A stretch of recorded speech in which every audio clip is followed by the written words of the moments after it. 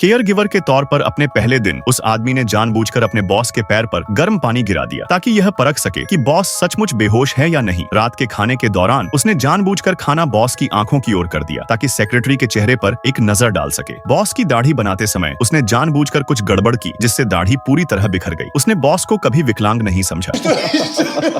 अजीब बात यह है कि उसके असभ्य व्यवहार के बावजूद बॉस ने न केवल उसे नौकरी से नहीं निकाला बल्कि उसे इसमें मजा भी आया। 1 महीने पहले ड्रिस फिलिप के घर एक इंटरव्यू के लिए आया था, लेकिन उसने लाइन में इंतजार नहीं किया। इसके बजाय वह सीधे कमरे में चला गया और फिलिप से एक अस्वीकृति पत्र पर हस्ताक्षर करने की मांग की। पता चला कि ड्रिस को बेरोजगारी भत्ते का दावा करने के लिए सिर्फ 3 अस्वीकृतियों की जरूरत थी और उसका वास्तव में नौकरी पाने का कोई इरादा नहीं था। जब फिलिप ने पूछा कि क्या उसकी कोई और ख्वाहिश है तो संगीत ड्रिस की स्पष्टवादिता ने फिलिप को सहज महसूस कराया। इस मजाकिया अश्वेत व्यक्ति का सामना करते हुए फिलिप ने उसे 1 महीने का परीक्षण काल देने का फैसला किया। उसके लापरवाह काम रवैये के बावजूद फिलिप ने कभी उससे असंतोष नहीं जताया। उसके आसपास के लोगों ने फिलिप को चेतावनी दी थी कि ड्रिस स्वभाव से हिंसक है और अभी-अभी जेल से रिहा हुआ है। झुग्गी झोपड़ियों में पले बढ़े होने के कारण उसमें सहानुभूति की कमी थी, लेकिन फिलिप का मानना था कि उसे इसी की जरूरत थी। फिलिप की प्रतिष्ठा और रुतबे को देखते हुए उसके आसपास के लोग हमेशा उसके साथ बेहद सम्मान से पेश आते थे, खासकर उसके लकवाग्रस्त होने के बाद। हालांकि ड्रिस ने कभी उसे एक विकलांग व्यक्ति नहीं समझा। इस तरह की बेबाक चंचल दोस्ती फिलिप ने लकवाग्रस्त होने से पहले कभी अनुभव नहीं की थी। नियोक्ता कर्मचारी के रिश्ते से परे वे पुराने दोस्तों की तरह थे